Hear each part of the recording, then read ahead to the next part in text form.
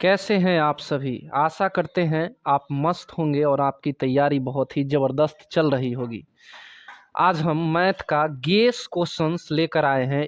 100 प्रश्न हैं और एग्ज़ाम में सीधे सीधे लड़ने की जो है सो संभावना है, क्योंकि बहुत ही मेहनत से ये बनाया गया है। बहुत ही विकल्प को ध्यान में रख के जो है सो प्रश्न को लाया गया है। और आप लोग की जो समय है वो भी बहुत ही कम बचा है। अब जो है सो 14 फरवरी से तो परीक्षाएं हैं।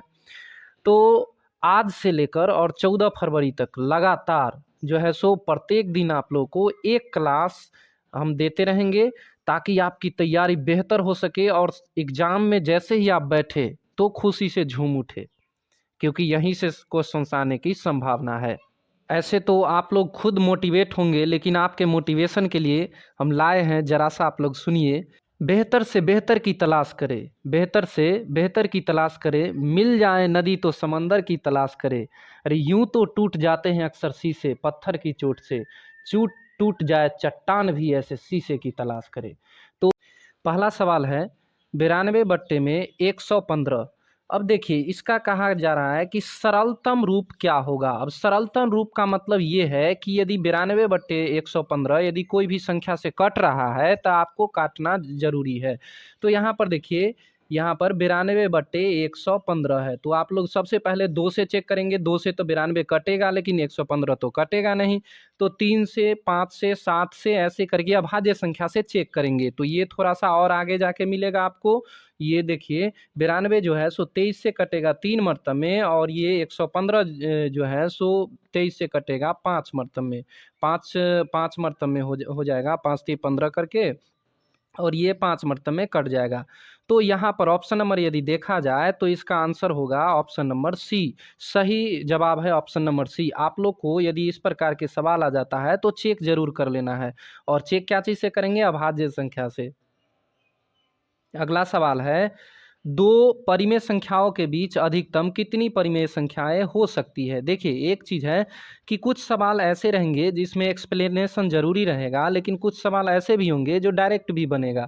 तो यहाँ पर देखिए, दो परिमेय संख्याओं के बीच में अधिकतम कितनी परिमेय संख्याएं हैं, तो इस प्रकार के सवाल को देख कर ही आंसर टिक आउट कीजिए अनंत। ऐसे हालांकि हमारा ये सजेशन रहेगा सभी बच्चों के लिए कि आप लोग जो है सो यहाँ पर सॉल्यूशन देखने से पहले आप लोग जो है सो पेन और कॉपी लेकर बैठे और साथ साथ सॉल्यूशन भी करें। तो अगला सवाल हमारा है, निम्नलिखित में से किसका दशमलव प्रसार शांत है।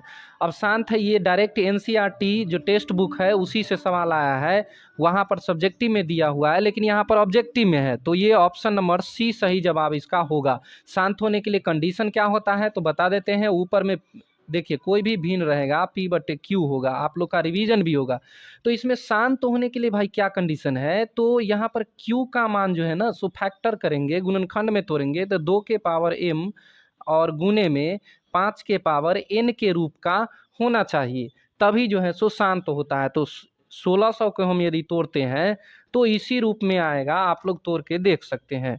अगला सवाल देखते हैं, बहुपद D Y square plus B Y plus A के शून्य का गुणनफल, शून्यकों का गुणनफल होगा। अब देखिए द्विघात बहुपद में ही शून्यकों का योगफल, गुणनफल, इस प्रकार के ढेर सारे क्वेश्चन पूछे जाते हैं बिहार बोर्ड में। तो लेकिन क्या करता है ना, कभी कभी पहले क्या पूछता था बिहार बोर्ड, सीधा सीधा क्वेश्चन पूछता था जैसा व्यापक रूप रहता था। लेकिन अब क्या किया है, वो भी समझ गया है कि बच्चे बहुत तेज हो गए हैं, इसीलिए ये उल्टा श्रेणी देते हैं।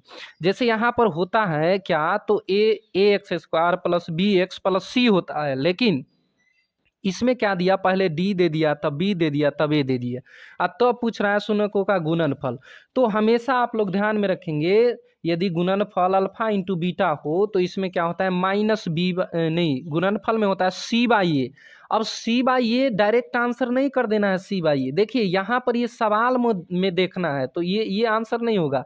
सवाल में क्या है, सी के जगह पर ए है तो ए होगा, और बट्टा में ए के जगह पर डी है तो डी होगा। यहाँ पर ए बाई डी आंसर होगा। ऑप्शन नंबर आपको डी नंबर इसका सही जवाब होगा। अगला सवाल देखते हैं, देखिए, रूट 18 का परिमेयकरण गुणांक क्या है? अब परिमेयकरण गुणांक कैसे निकालते हैं? तो देखिए, यहाँ पर रूट 18 का मान आप लोग को याद होना चाहिए। हालाँकि हम क्लास में कई बार ऑफलाइन क्लास में हम बताते हैं, लेकिन जो नए लोग हैं वो जान लें कि क्या करेंगे कि इसको गुणनखंड में तोड़ेंगे, अभाज्य गुणनखंड में तोड़ेंगे तो इसका मान आएगा 2√3। अब कैसे आता है? नहीं, 3√2 आता है। देखिए कैसे आता है, यहाँ 18 को जब हम तोड़ते हैं तो यहाँ 2 से लगाते हैं, अब 9 आता है। अब देखिए 9 का तो वर्गमूल होता है कितना था? 3, तो 3 बाहर निकल जाएगा और 2 जो है सो अकेले है तो ये रूट में ही रह जाएगा। तो यहाँ पर देखिए परिमेयकरण गुणांक, अब देखिए 3 तो परिमेय ऑलरेडी है, लेकिन ये अपरिमेय क्या है? तो √2। अब यही हमारा आंसर होगा।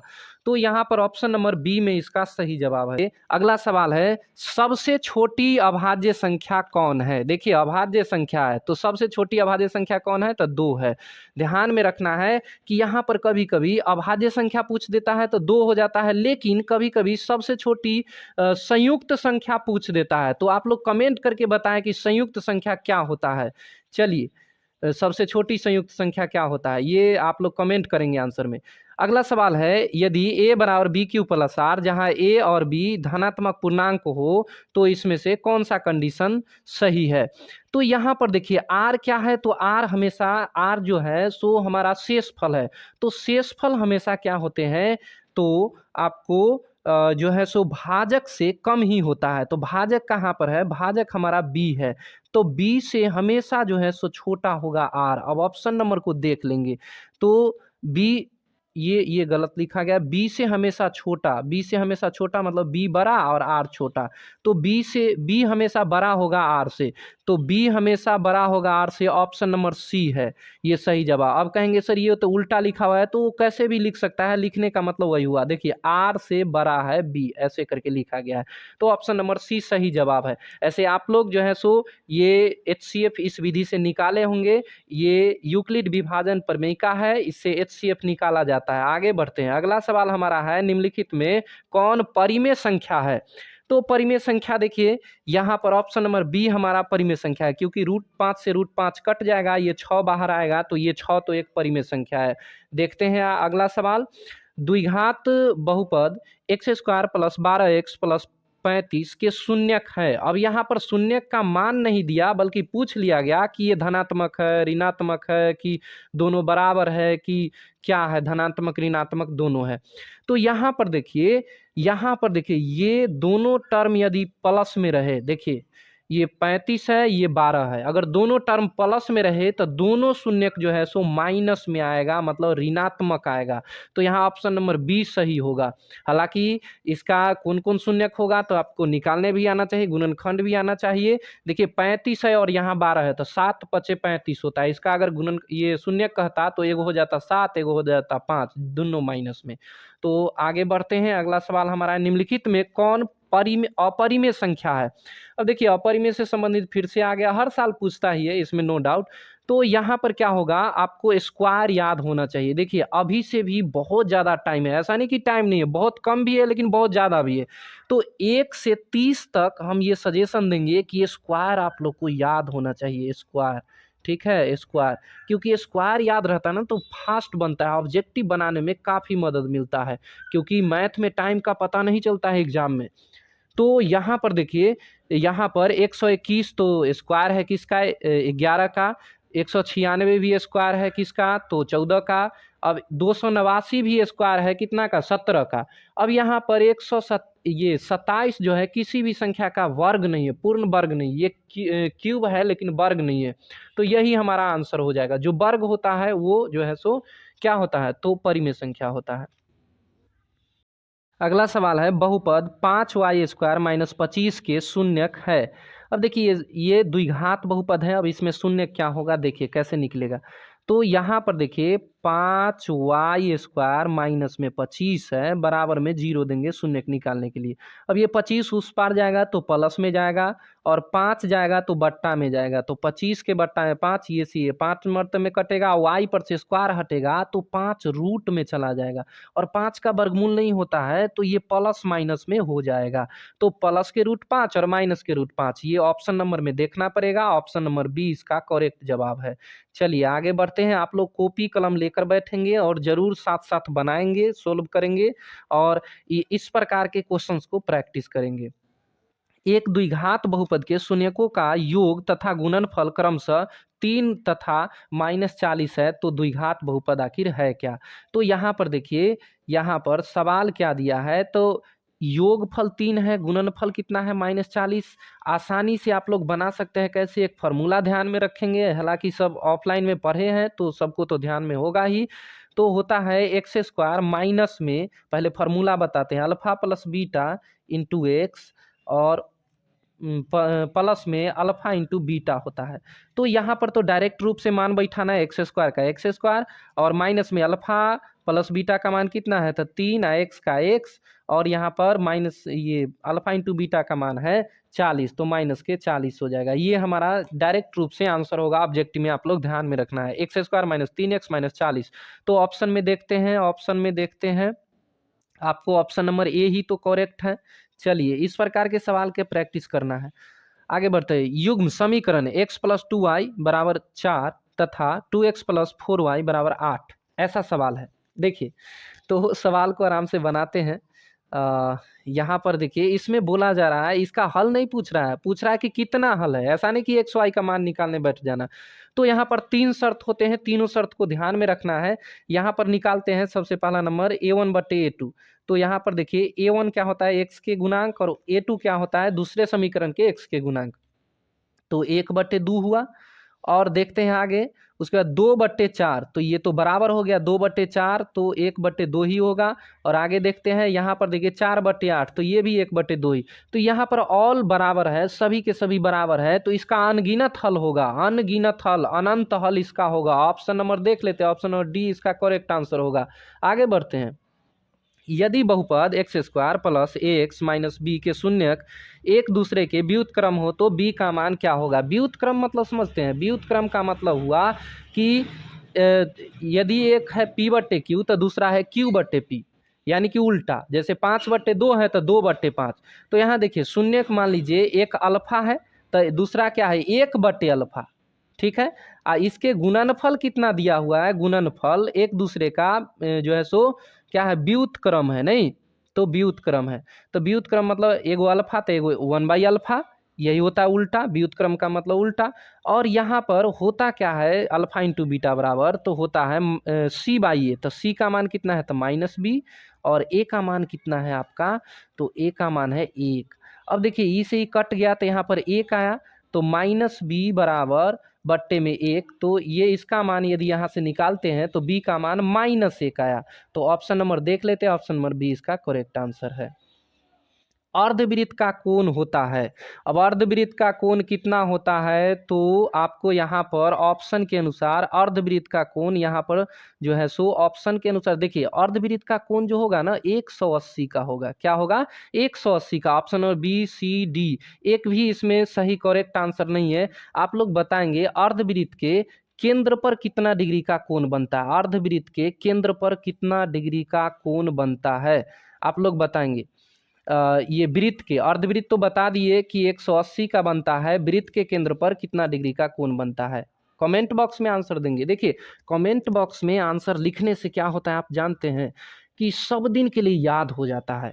और जो चीज़ आप लिखते हैं और सुनते हैं वो दोनों यदि काम करते हैं तो निश्चित रूप से वो बहुत दिनों तक आपको याद रहेगा। तो ध्यान में रखना है कि आप कमेंट में जो कुछ भी आता है ना, जो हम पूछते हैं वो उसका आंसर भी देने का प्रयास करें। अगला सवाल हमारा है, द्विघात समीकरण ax square plus bx plus c बराबर 0, जहाँ a बराबर नहीं हो 0 के वास्तविक मूल नहीं है तो क्या होगा? अब देखिए, 3 कंडीशन इसमें भी होता है, d के मान पर निर्भर करता है कि d यदि 0 से बड़ा है तो वास्तविक एवं असमान आएगा, और d का मान यदि बराबर है 0 के तो वास्तविक एवं समान आएगा, और d का मान यदि, d का मान मतलब विवेचक, d का मान यदि 0 से छोटा है तो कोई मूल वास्तविक नहीं होगा। वही चीज़ पूछ रहा है। अब d बराबर क्या होता है, तो b² माइनस 4ac होता है। अब ये 0 से छोटा है मतलब ऐसा वाला साइन रहेगा, ऐसा वाला खोज लीजिए कौन वाला है। तो ये ऑप्शन नंबर आपको, ऑप्शन नंबर ये डी दिख रहा है, तो डी कोई मूल वास्तविक नहीं है। और इस प्रकार के सवाल रहता है तो सोल्यूशन भी नहीं करते हैं, वास्तविक है ही नहीं मूल, तो कैसे मूल निकालेंगे। यदि अल्फा तथा बीटा समीकरण 2x² माइनस एक्स माइनस 6 बराबर 0 के मूल हो तो 1/अल्फा प्लस 1/बीटा का मान क्या होगा। देखिए डायरेक्ट रूप से आप लोग ध्यान में रखेंगे कि 1/अल्फा प्लस 1/बीटा का मान क्या होता है माइनस b/c होता है। ये बराबर माइनस b/c होता है। तो आप लोग ध्यान में रखेंगे। तो यहाँ पर ये क्वेश्चन के अनुसार देखिए b का मान कितना है तो माइनस में एक है तो माइनस माइनस प्लस 1 हो गया, और c का मान कितना है, c अंतिम वाला होता है तो ये माइनस के 6 है। तो 1/6 जो कि माइनस में होगा, तो ऑप्शन नंबर डी इसका सही जवाब होगा। आगे बढ़ते हैं। समांतर श्रेणी -3 4 11 18 डॉट डॉट का 21वां पद क्या होगा। अब 21वां पद देखिए पदों की संख्या कैसे निकालते हैं, तो यहाँ देखिए 21वां पद यदि कहता है ना तो आप लोग निकालिए, एक कम करके डी लिखिए, a प्लस 20d इसका मान निकाल दीजिए, वो 21वां पद होगा। जैसे एग्जाम्पल के तौर पर दूसरा से भी समझाते हैं। यदि 30वां पद कहता तो a प्लस 29d लिख दे, 50वां पद कहता तो a प्लस 49d लिखते। ठीक, तो यहाँ पर 21वां पद कह रहा है तो a प्लस 20d। अब a का मान देखिए माइनस के 3, आप प्लस के 20 का 20 देते हैं, और d का मान, d मतलब सार्वंतर होता है, तो देखिए 3 से 4 हो गया, देखिए -3 से 4 हो गया है, यानी कि 7 का अंतर है। ठीक है, यदि विश्वास नहीं तो अगला में देख सकते हैं, 4 से 11 हुआ है, तो 4 से 11 देखिए 4 में कितना जोड़ेंगे जो 11 होगा, तो 7 जोड़ेंगे, तो यहाँ पर डी का मान 7 आया। तो देखिए 7 दूना 14 140, तो ये हमारा हो गया। 140 में से 3 माइनस होगा, तो माइनस होगा तो कितना होगा, 100 आपका हो जाएगा 137। ये हमारा करेक्ट आंसर होगा। तो क्योंकि ए का मान माइनस में है, तो ऑप्शन नंबर देख लेते हैं। ऑप्शन नंबर आपका डी जो है सो करेक्ट आंसर है। आगे बढ़ते हैं। निम्नलिखित में कौन सा द्विघात समीकरण है। अब द्विघात समीकरण की पहचान से सवाल आया है, तो द्विघात समीकरण की पहचान कैसे करेंगे, तो जिस बहुपद का घात 2 होगा तो वही द्विघात बहुपद होगा। पहला नंबर देखिए, ऑप्शन को काटिए, पहले ऑप्शन को काटने आना चाहिए, ऑटोमेटिक भी आंसर आ जाएगा। देखिए पहला नंबर देखिए नीचे में आ गया, नीचे में ये देखिए ऑप्शन नंबर डी पर आते हैं, तो ये 1/x² है, तो निश्चित रूप से 1/x² ये बहुपद होता ही नहीं है। बहुपद का पहचान है कि धनात्मक पूर्णांक हो उसका घात, ये जब x ऊपर जाएगा तो माइनस में हो जाएगा, तो ये तो ऑलरेडी कट गया, किसी भी बहुपद है ही नहीं यहाँ पर जो है सो ये समीकरण भी नहीं है। उसके बाद देखिए x² माइनस 4 और रूट में x है। अब ये ऑप्शन नंबर बी में रूट में x है, तो ये भी बहुपद नहीं होगा, ये द्विघात समीकरण भी नहीं होगा। बराबर में 0 है तो समीकरण के रूप में आएगा, लेकिन ये बहुपद ही नहीं तो समीकरण कैसे आएगा। अब देखिए यहाँ पर ये आपको ऑप्शन नंबर सी में, तो ऑप्शन नंबर सी क्या है, तो ऑप्शन नंबर सी में भी देखिए बट्टा में x है, तो ये भी नहीं होगा, तो एक ही ऑप्शन बच जाता है। आप बिना सॉल्यूशन करके भी ऑप्शन को काट कर और बना सकते हैं इसका आंसर। ये ऑप्शन नंबर ए होगा। सॉल्यूशन करेंगे ना तो यहाँ पर देखिए, यहाँ पर कहेंगे सर घात तो 3 है, तो यहाँ पर इधर भी तो x-1 का क्यूब है, यहाँ पर क्यूब करेंगे तो क्यूब वाला टर्म कट जाएगा, तो 2 ही वाला बचेगा। तो इसीलिए ऑप्शन को कहीं कहीं पर ना, हर जगह सवाल बनाने की जरूरत नहीं है, ऑप्शन को आप काट लीजिए, हो गया आंसर। 20 जोड़ 1 मतलब 21, 21वां पद इसका शून्य होगा। हालांकि ये बनाने वाला सवाल है, इस प्रकार के ऑब्जेक्टिव में सवाल बहुत कम ही देता है, ये सब्जेक्टिव में आपको मदद करेगा। तो 21वां पद इसका आंसर हो गया। हालांकि कोई भी सवाल आएगा तो उसको एक्सप्लेन करेंगे यहाँ पर, क्योंकि बच्चे यहाँ पर सीखने के लिए आते हैं, और निश्चित रूप से मेरा भी एक मकसद होता है कि यदि कोई भी बच्चे यदि वो नहीं जानता है ये सवाल को, तो उसको बनाने भी आ जाए, और यदि कोई जानता है तो उसका रिवीजन भी हो जाए। तो अगला सवाल है, यदि समांतर श्रेणी का सामान्य पद 6n-4n है, 6-4n है, तो इसका सार्व अंतर क्या होगा। देखिए यहाँ पर ये सामान्य पद है, सामान्य पद मतलब समझते हैं एनवा पद है, एन बराबर दिया 6 माइनस में 4n, कुछ भी दे सकता है यहाँ पर। तो आप लोग ध्यान में रखेंगे, पहला और दूसरा पद निकाल लेंगे तो सर्वांतर आ जाएगा। तो यहाँ पर पहला पद मतलब n का मान 1 रखना है, दूसरा पद निकालेंगे तो n का मान 2 रखेंगे। तो यहाँ पर देखिए 6 माइनस में 4 गुने 1 करेंगे तो 4 ही होगा, तो पहला पद कितना हो गया, तो 6 में से 4 गया कितना था 2। अब दूसरा पद देखते हैं, n का मान 2 रखेंगे तो देखिए 4 दूना 8 हो जाएगा, 8 यानी कि 6 में से 8 गया, तो ये माइनस के 2 हो जाएगा। अब देखिए दोनों का अंतर कितना है जानते हैं, तो -4, क्योंकि 2 से -2 हुआ है तो इसके बीच का अंतर 4 है। तो ये ऑप्शन नंबर सी है इसका सही जवाब। अगला सवाल देखते हैं, निम्नलिखित में कौन समांतर श्रेणी है। अब समांतर श्रेणी की पहचान, तो यहाँ पर डी जब समान होता है तो समांतर श्रेणी होता है। ऑब्जेक्टिव में आए ना ऐसा सवाल, ऑब्जेक्टिव में ही आता है, तो बाई ऑप्शन ही चेक कर लेना। तो यहाँ पर देखिए पहला है -2 से 4 हुआ है तो कितना बढ़ा, तो 6। अब 6 से -4 हुआ, ये जैसे ही जो है सो इस प्रकार से कम बेस हुआ तो ये जो है सो एपी होगा ही नहीं। अब देखिए स्क्वायर जो बढ़ रहा है इसमें भी, ये स्क्वायर में जब पावर में जब जाता है बढ़ता है तो वो जो है सो समांतर श्रेणी में होता ही नहीं है। अगला चेक करते हैं, ये 3/2 है मतलब है 1.5, ये 1/2 है मतलब आधा है, और यहाँ पर -1/2 मतलब क्या है, तो माइनस में आधा।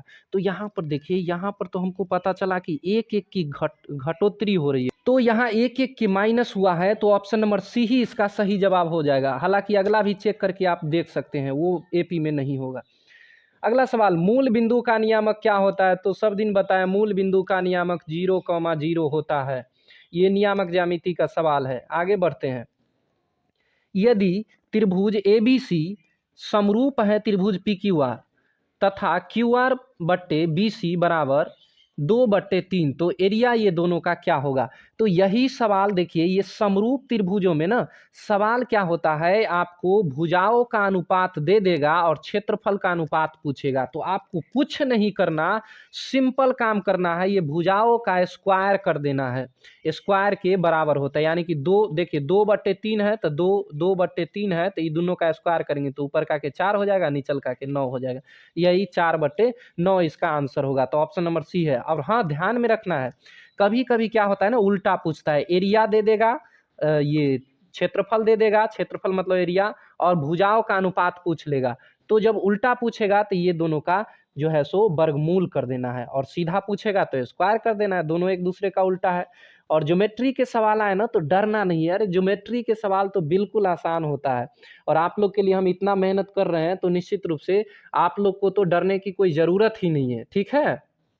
ये देखिए, अगला भी ज्योमेट्री का एक सवाल आ गया। अब बच्चे क्या करते हैं ना कि फिगर उगर देख के डर जाते हैं, ऐसा नहीं करना है, आपको मोटिवेट रहना है और हर सवाल को जो है सो बनाने आना चाहिए। क्योंकि हो सकता है आज आप क्लास 10th में हैं, आपके छोटे भाई बहन जो है सो 9th में होंगे, 8 में होंगे, वो सबको गाइड कौन करेगा, आप ही लोग ना करेंगे। तो इसलिए डरना नहीं है। यहाँ पर एक सवाल आया, तो यहाँ पर दी गई आकृति में x का मान, अब देखिए ये वाला एंगल पूछा है। अब ये वाला एंगल पूछता तो सभी बच्चे कहेंगे कि जी सर हम बना लेंगे, कैसे, तो त्रिभुज के तीनों कोनों का योग 180 डिग्री होता है। अब ये पूछ दिया इसीलिए सर छोड़ दिया, अरे ऐसा नहीं है, ये आमने सामने की कोण जो है होते हैं वो बराबर ही होते हैं। तो ये कोण और बराबर में ये कोण, दोनों का मान एक ही होगा। तो यहाँ पर देखिए, त्रिभुज के तीनों कोनों का योग कितना होता है, तो 180 डिग्री सर। ठीक है, यहाँ पर 60 और 50 ये दोनों दिया हुआ है, तो 60 जोड़ 50, अब प्लस में ये अगला, इसको हम x मान लेते हैं क्योंकि बराबर ही होता है, तो x बराबर कितना होना चाहिए, 180 डिग्री होना चाहिए कि नहीं होना चाहिए। अब देखिए 60-50 को जोड़िए तो 110 होता है। अब 180 में से डायरेक्ट रूप से आप लोग 110 को माइनस कर सकते हैं, तो कितना बचेगा, तो 70 बचेगा। यहाँ तो दिख रहा है 10, 0 में से 0 गया 0, 8 में से 1 गया 7, और ये 1 से 1 तो कट गया, तो 70 डिग्री इसका सही जवाब होगा। तो इतना आसान होता है जो है सो ज्योमेट्री का सवाल। ज्योमेट्री के सवाल देखकर भागना नहीं है, ठीक है। चलिए, और आप लोग को जो है सो एग्ज़ाम तक जुड़े रहना है। जो भी नए बच्चे यदि जुड़ रहे हैं तो वो चैनल को सब्सक्राइब कर ले, क्योंकि जब परीक्षाएं होगी ना उससे पहले भी हम गाइड करेंगे और आपको क्या गलती नहीं करना है एग्ज़ाम में। क्योंकि बहुत बच्चे ना बहुत अच्छा रहते हैं पढ़ने में, लेकिन उसका जो है सो नंबर कम आता है। आप लोग सुनते होंगे कि सर वो तो बहुत तेज़ था उसका कम नंबर आया, और ये लड़का कुछ कमज़ोर था फिर भी ज़्यादा नंबर आ गया। आखिर ऐसे क्यों होता है, तो कुछ ऐसी गलतियाँ जो वो करते हैं आपको नहीं करना है। इसीलिए एग्ज़ाम से पहले आपको एक हम वीडियो डालेंगे कि कौन सी गलती आपको नहीं करनी है, ठीक है। अगला सवाल देखते हैं। अगला सवाल हमारा है, बिंदुओं R 0,6 तथा S 8,0 को मिलाने वाली रेखाखंड के मध्य बिंदु। अब देखिए मध्य बिंदु, ये तो बिल्कुल आसान है, ऐसे सवाल में ना पेन उठाने की जरूरत नहीं। देखिए दोनों पहला को जोड़ दीजिए, इसमें पहला क्या है 0, इसमें पहला क्या है 8, तो दोनों पहला को जोड़िए तो 8 में 0 जोड़ेंगे तो 8 ही होगा, इसका आधा कर दीजिए तो 4। डायरेक्ट जैसे हम बताते वैसे करना है, एकदम निश्चित रूप से सही आंसर आएगा, ज़्यादा दिमाग लगाने की जरूरत नहीं है। यहाँ पर देखो 8 और जीरो, सॉरी ये 6 और 0 को जोड़िए तो 6 का आधा कर दीजिए तो 3, डायरेक्ट आंसर आपको 4,3। ऑप्शन नंबर देख लीजिए, जे में है ठोक दीजिए एकदम आराम से। तो ऑप्शन नंबर डी जो है सो इसका करेक्ट आंसर है। ठीक है, बिंदुओं 4,6 और 8,2 के बीच की दूरी। अब देखिए बीच की दूरी, ये नियामक ज्यामिति से सवाल है, कुछ टाइप के सवाल बनते हैं, हालांकि हम नियामक ज्यामिति से स्पेशल एक वीडियो डाले हुए हैं, आप लोग देख सकते हैं। लेकिन यहाँ पर ऑल टू ऑल चैप्टर आपका रिवीजन होगा, इसीलिए ऐसा सेट लेकर आते हैं। तो यहाँ पर देखिए बीच की दूरी है, तो बीच की दूरी क्या होता है, दोनों देखिए एक्स नियामक का अंतर का स्क्वायर, ध्यान से सुनिए, एक्स नियामक के अंतर का स्क्वायर प्लस वाई नियामक के अंतर का स्क्वायर के होल रूट। अब देखिए एक्स नियामक क्या होता है, तो पहलुक का एक्स दूसर का वाई होता है, पहलुक का एक्स दूसर का वाई। तो 4 में से 8 गया कितना, तो -4 इसका स्क्वायर प्लस देखिए 6 में से 2 गया कितना, तो 4 का स्क्वायर इसका रूट अंडर। तो 4 का स्क्वायर 16, 4 का स्क्वायर 16, अब स्क्वायर करते हैं तो प्लस में ही आ जाता है। ठीक, तो यहाँ पर रूट 16, 4 का स्क्वायर 8 नहीं, 4 का स्क्वायर 16 प्लस में 4 का स्क्वायर 16, तो 16 16 32 हो गया। अब 32 को यदि हम बाहर निकालते हैं रूट से तो क्या होता है, तो 4√2 होगा, 4√2। आप लोग बताएंगे कि रूट से बाहर निकालने आता है कि नहीं, यदि नहीं आता है तो कमेंट में कमेंट करें, कमेंट बॉक्स में आप लोग लिखें, स्पेशल वीडियो हम उसके लिए ला देंगे। अगला सवाल है sine square 60 degree plus cos square 60 degree बराबर क्या। ये सर्व समीका है, आप लोग ध्यान मत देना कि 60 डिग्री या 50 डिग्री या 100 डिग्री दे ले। Sine square theta plus cos square theta बराबर 1 होता है, डायरेक्ट आंसर मारो, और ऐसे सवाल आता ही आता है एग्जाम में, तो ऑप्शन नंबर सी आंसर।